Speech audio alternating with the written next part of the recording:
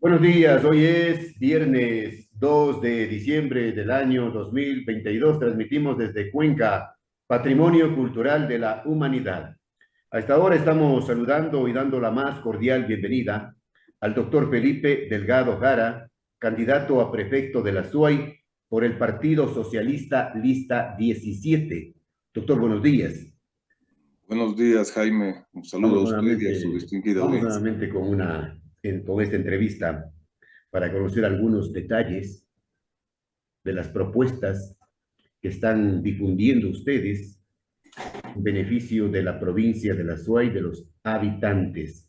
Provincia, por cierto, abandonada, ¿no? Abandonada en todo nivel. Buenos días. ¿Cómo están? ¿Cómo va la campaña? Sí, buenos días nuevamente. Para nosotros la campaña realmente está llena de optimismo. Hemos desarrollado y justamente son las propuestas las que logran la adherencia de la ciudadanía y además la diferenciación con los otros sectores políticos. Uno y otro elemento nos está brindando el apoyo ciudadano. Primero, la diferencia, porque nosotros tenemos una ideología, principios, no somos como los otros sectores políticos que han estado en todos los sectores, prácticamente en Bailarines, izquierda, en la derecha. bailarines que se venden al mejor postor. Podría decirse, por supuesto, camiseteros. Y además hay el otro elemento.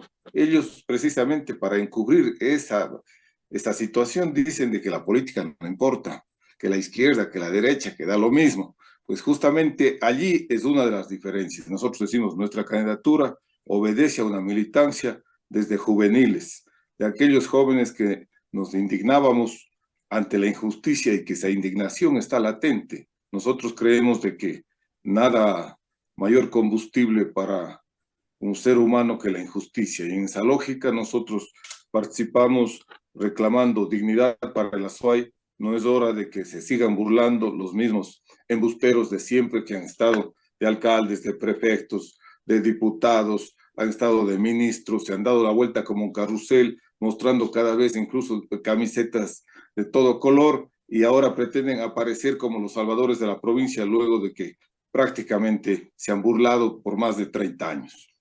Felipe, a propósito, el ingeniero Marcelo Cabrera, que también está de candidato a la prefectura de la SUAY, anda ofreciendo el oro y el moro a los electores, a los habitantes. Ahora sí, dice, que va a hacer grandes obras por la vialidad, pero cuando estuvo en el Ministerio de Obras Públicas, fracasó rotundamente. Fueron solo ofrecimientos y nada más. Bueno, yo creo que para él, a pesar de ser uno de los candidatos más conocidos, le es totalmente adversa la situación política. Primero porque haciendo un poco de historia, él quedó tercero en el caso de la alcaldía de Cuenca. Como diputado quedó quinto. Luego de ser diputado, abandonó el cargo y estaba exactamente donde usted dice, donde fue penosa la situación. Creo que el kilómetro 49 todavía está arreglándose. No solo eso, en el kilómetro 7 aquí, saliendo de Cuenca, de Sayausí, la vía a Guayaquil está de un solo carril. ¿Cuál es la obra para que pueda él presentar a la ciudadanía y decir, señores, por esto voten? Y cuando él precisamente, su característica ha sido ser parte de un engaño. Por ejemplo, en se han burlado por cerca de 30 años de la vía hacia el oriente, la que supuestamente sería de 4 carriles, la de Paute, Gualaceo. Sobre esto, hace 30 años se dijo que se iban a hacer los túneles por Huangarcucho. Hace un año y medio mostraban renders donde ya prácticamente estaban circulando los vehículos, videos, a eso me refiero. Y también recuerdo que otros sectores políticos también hace años ofrecieron 500 millones para esa vía porque eran amigos del gobierno y en este año yo pienso que se desnudaron. En mayo hicieron un encuentro que prácticamente era de campaña política. Vino el presidente de la República, estuvo el ministro Cabrera. ¿Y qué dijeron con bombos y platillos? Por cierto, ignoraron a la prefecta, ignoraron al alcalde de Gualaceo, a pesar que la vía decían que es la Descanso Gualaceo de 4 carriles. Lo que dijeron es que para diciembre iban a estar los estudios. Es decir, después de 30 años nos dicen que van a estar los estudios y no tenemos absolutamente nada. Estamos en diciembre, ojo.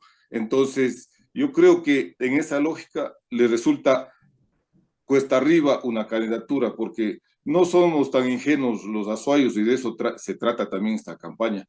de decir no seamos más la burla de estos embusteros, como le acabo de decir. Es hora de no estar agachados, de no tener autoridades agachadas. Nosotros nos pertenecemos a ese sector que podríamos decir los inconformes, los indignados de la situación, pero somos indignados porque hemos visto que hay autoridades que no son dignas de representar a la SOAI o que no han representado en debida forma y que han permanecido con la cerviz agachada. Nosotros decimos que la SOAI tiene que levantarse y este tipo de candidaturas tienen que ser castigadas en las urnas. Ahora es cuando.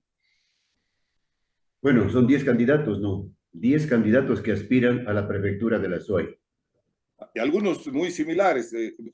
El gobierno tiene como 4 frentes. Por ejemplo, el otro Claro, caso. el gobierno dice, si no es con Chana, es con Juana. Exactamente. Claro. Y más concretamente dice es con Dora. Porque recordemos, nosotros decimos campañas encubridoras porque justamente pretenden ocultar que son del gobierno, pues. Entonces, en la Secretaría de la Transparencia o Anticorrupción, cuando fue nombrada, recordemos de parte de quién fue nombrada, pues era de María Paula Romo, ese es la identidad, el partido que está con el gobierno. Carlos Pareja y Anucelia hace días hacía una gran Capaya, denuncia. el Sí, tristemente célebre Capaya. sí, decía, solo en la intermediación petrolera se han llevado 5.000 millones de dólares. Y Capaya decía, yo entregué esta documentación con 16 anexos a los fiscales Vaca Mancheno, Galo Chiriboga, e incluso al actual fiscal, y dijo, también entregué en la Secretaría Anticorrupción, en este caso a Dora Ordóñez, y nadie hizo nada. Él dice incluso, esto es un delito de omisión. Pero ¿cuánto es 5.000 millones de dólares? También vale la pena reflexionar. El presupuesto nominal del Consejo Provincial está cerca de 70 millones, porque en realidad, de acuerdo al presupuesto del Estado, es 35.481.000 dólares. Luego podemos hablar del presupuesto, pero nosotros decimos, ¿qué significa 5.000 millones? Estamos hablando de más de 70 años el presupuesto de la prefectura.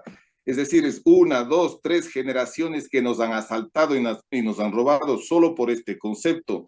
Cuando hablamos del robo a la República, tenemos que recordarnos también de los robos del Aromo, que es 1.500 millones, donde se aplanó un terreno, la refinería de Esmeraldas, que dijeron que vale 200 millones en un inicio y terminaron pagando sobre los 2.350 millones. Es decir, el Estado ecuatoriano ha sido pródigo con estos El pillos de saqueo, corbata.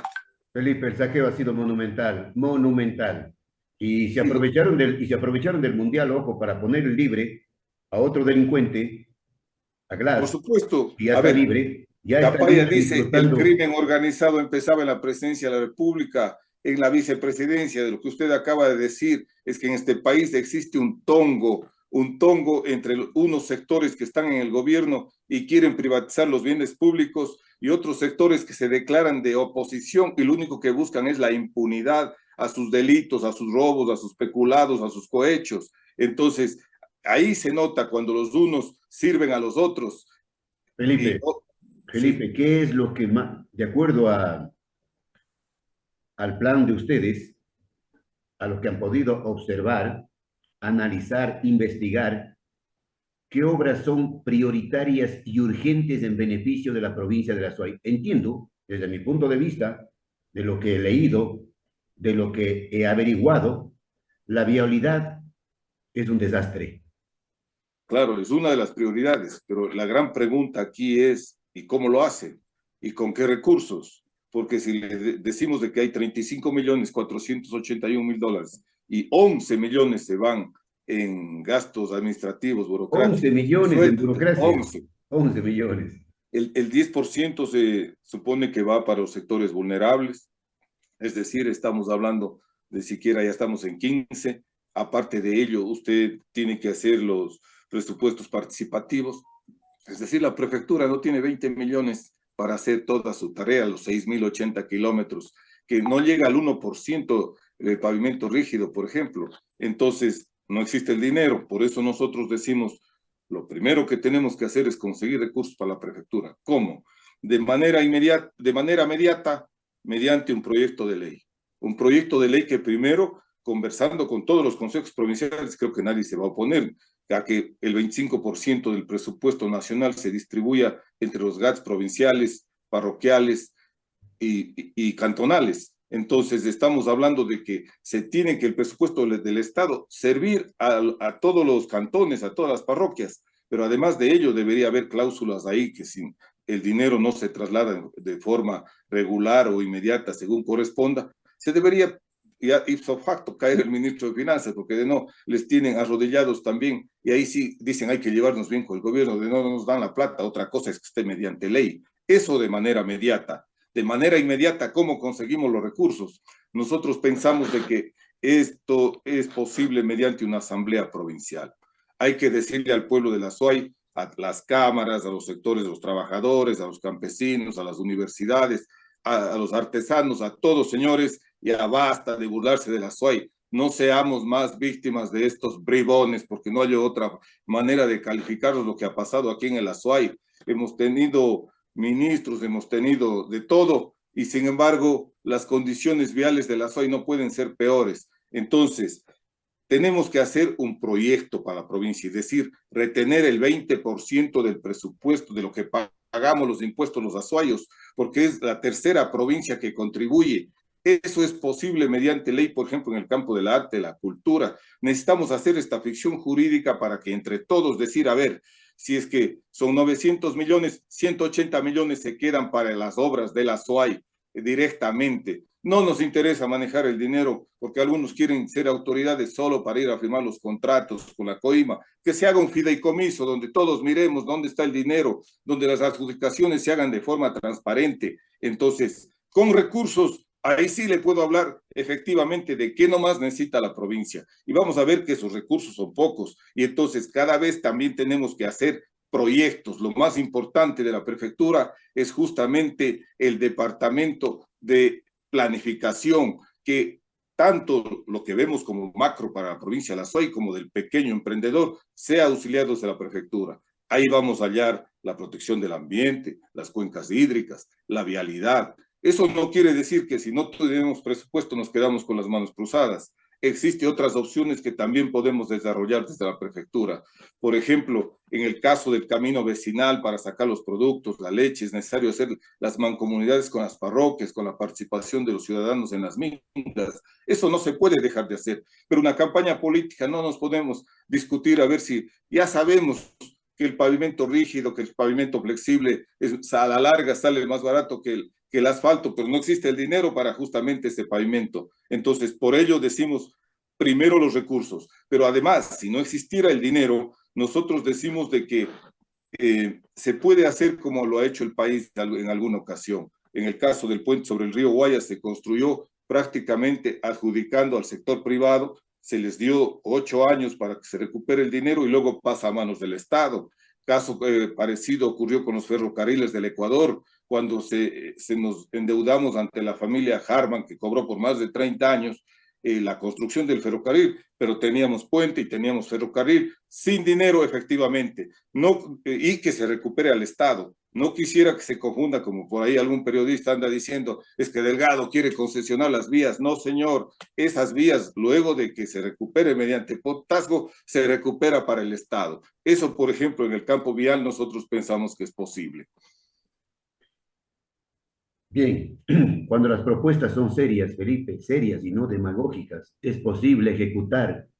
Todo proyecto es posible ejecutar cuando hay seriedad, cuando no se está haciendo cálculos económicos para ver cuánto me va a quedar, cuánto nos va a quedar en nuestro bolsillo.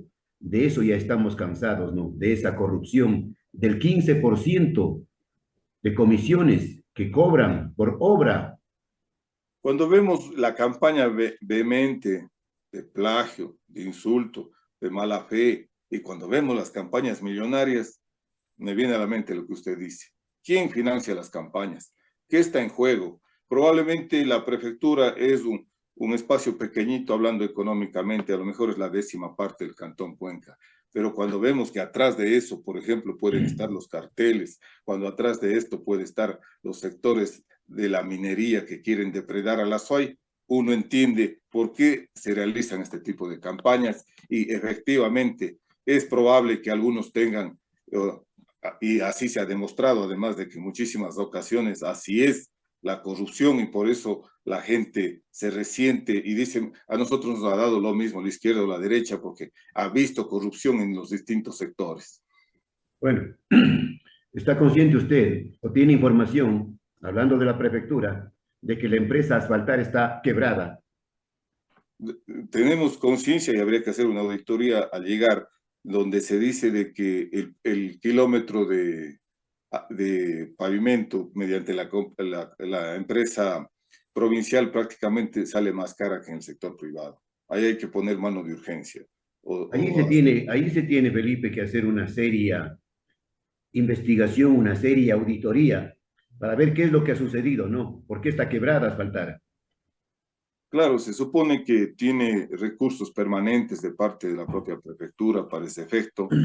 Por eso mismo está disminuido incluso la posibilidad hablábamos de menos de 20 millones. Y entonces allí no nos debe temblar ni la voz ni la mano. Si es que hay que tomar cartas en el asunto, nosotros tendremos que actuar de manera firme. Actuar con seriedad y sin dedicatorias, Felipe, sin dedicatorias. Enhorabuena, entramos como quien dice, con las manos libres, sin compromisos con ningún sector de los antedichos. Perfecto. ¿Usted está consciente de que en caso de ganar la prefectura, tomará una institución legalmente y moralmente quebrada? Prácticamente Económicamente, perdón. con insuficiencia de fondos, con problemas burocráticos como con lo que usted acaba de señalar, y obviamente nosotros por principio no podemos, no creemos en la burocracia. Algunos suelen decir que el Estado quiere manejar todo, que este es un concepto de la izquierda, que el Estado obeso. No, señor. ¿Quién ha leído a los clásicos? Por ejemplo, cuando lee a Trotsky La Revolución Traicionada, sabe perfectamente de que una de las situaciones que tiene que cambiar es justamente esa, porque al igual que las Fuerzas Armadas, que los grupos económicos, la burocracia también es sostén de este Estado que nosotros hemos dicho camina junto con otros en la globalización de la pobreza. Entonces tenemos que estar clarito cuál es el diagnóstico de parte de la globalización de la pobreza.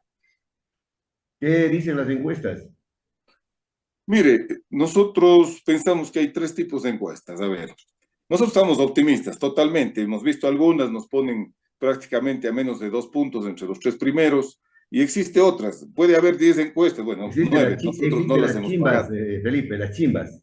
Claro, usted de la que pagan, le muestran Y le ponen primero, y le ponen primero. claro, al candidato. Yo hace unas 2 campañas se reían entre varios candidatos y decían, fulano te está ofreciendo las encuestas y te quiere declarar ganador, incluso con programa de opinión incluido. Entonces ya prácticamente muestran la encuesta y le dicen así que va a hacer. Pero ojo, hay unas encuestas que también son el preámbulo del fraude. Esa yo pienso que hay que darle a la ciudadanía, que quieren polarizar entre uno o dos y decir uno de los dos va a ganar para que los que creen que las elecciones son una tómbola, entonces se apunten ahí tras el primero o el segundo de las encuestas y además con cierta prensa irresponsable, porque no le hallo otro término, dicen estos son los ganadores. Entonces, ¿para qué? Para ir maleando, para ir suavizando la conciencia de la población y a lo mejor después hacer como nos han hecho varias veces, proclamar resultados o proclamar autoridades cuando en realidad los resultados han sido otros. El fraude electoral está presente en el Ecuador. Y entonces cuando hablamos de encuestas ya debemos ir pensando, cuando uno a veces le dan una encuesta que parece no racional, es justamente porque se está preparando un delito, pues a eso se llega. Entonces, en las encuestas yo pienso que estamos tranquilos, estamos contentos, porque uno camina en la ciudad ¿Pero y qué la le gente se dicen, Felipe? acerca, saluda. Felipe, A ¿pero qué veces, le dice la gente en las calles? mire, ¿Qué le hubo un piden? ciudadano que me dijo, por ejemplo, esto. Felipe me dice, yo no le conocía, se quita porque estaba con mascarilla. Mascarilla. Me dice, no es que el socialismo estaba muerto. Yo incluso no sabía él para dónde iba, le sonrío y le digo, buenos días. No, tranquilo, Felipe, dice, tenemos una esperanza. Y en esa lógica, yo creo que está muchísima gente viendo una candidatura de principios, viendo una candidatura que tiene una filosofía, que tiene una conciencia social, y además que hemos sido, como quien dice, parceros de la población, pues desde muchachos, cuando hemos luchado por situaciones como la fase C del proyecto Paute junto a la Unión y Trabajo, cuando el FUD hacía las movilizaciones aquí y se pedía la terminación de la hidroeléctrica Paute, o cuando estudiantes solamente reclamábamos por Coliseo de la Universidad, hoy que ya está una realidad, o cuando nos tomamos un mes del Ministerio de Finanzas y teníamos el apoyo ciudadano porque no le daban el presupuesto a la universidad y decía, ¿existe dinero para la universidad o no existe dinero para nadie? Y finalmente conseguimos los recursos para la universidad. Y asimismo hemos estado junto a distintos sectores organizados como los trabajadores y los campesinos, Felipe, donde pero también hemos perdido, por supuesto, pero Felipe, aún así, con honor, o sea, eso mismo nos ha hecho fraternos de la población. Felipe, pero ¿qué le pide la gente en la calle? ¿Qué le dice? ¿Qué le reclama? ¿Qué le aconseja? Yo pienso que la angustia de la gente es tal porque siente de que no hay trabajo, por ejemplo, y uno sabe que la prefectura no es el que va a brindar trabajo, además sería irresponsable ir a seguir aumentando la burocracia. Yo pienso que hay una desesperación, una angustia, y dentro de ellos nosotros hemos dicho, ¿cómo es posible que el Ecuador, teniendo tantos recursos, teniendo suelos, teniendo todo, el resultado sea hambre, miseria y sobre todo ahora la migración? Hay ciudadanos que ya no nos pueden decir nada porque se han ido. Son sus familiares los que en los campos de la SOE en realidad dicen, antes se iba el papá, dice, ahora están yéndose las familias completas, nuestros campos están siendo abandonados. Entonces, esas son situaciones que realmente conmueven el espíritu y esa sí es una de las razones de la participación, porque no se trata pues, de ofrecerle, antes se criticaba que decían que los sanducheros juegan con la pobreza y que de esa manera logran las concentraciones. Ahora se habla de la papa frita, ahora se habla del chuzo. Los mismos que criticaban caen en la misma política de la supuesta caridad, de la burla hacia los pobres. No, señor, nosotros hemos pensado en la solidaridad. Hay que dar respuestas macro, hay que dar respuestas sociales para la situación que vivimos. Bueno, entonces, sienten que están contando con el apoyo de la gente. Sí, sí, absolutamente. Incluso de otros sectores políticos. El lunes hubo una rueda de prensa aquí en el Parque Central, donde le sacaban al director provincial de Pachacuti. ¿Por qué? Por apoyar a Felipe Delgado. Esa es la realidad. ¿Y qué sucede con los dirigentes de Pachacuti? Dan una rueda de prensa y dicen, nosotros le apoyamos al director provincial.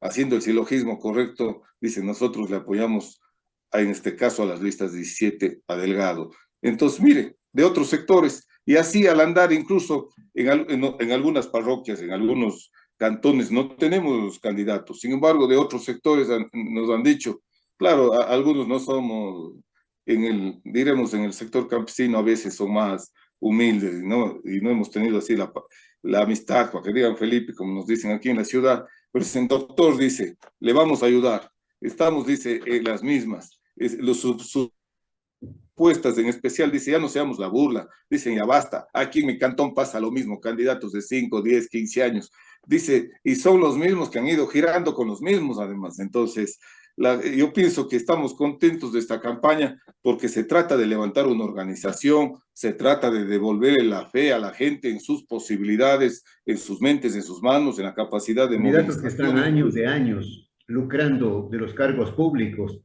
candidatos o personas que ingresaron, como se dice popularmente, ingresaron mendigos y salieron millonarios.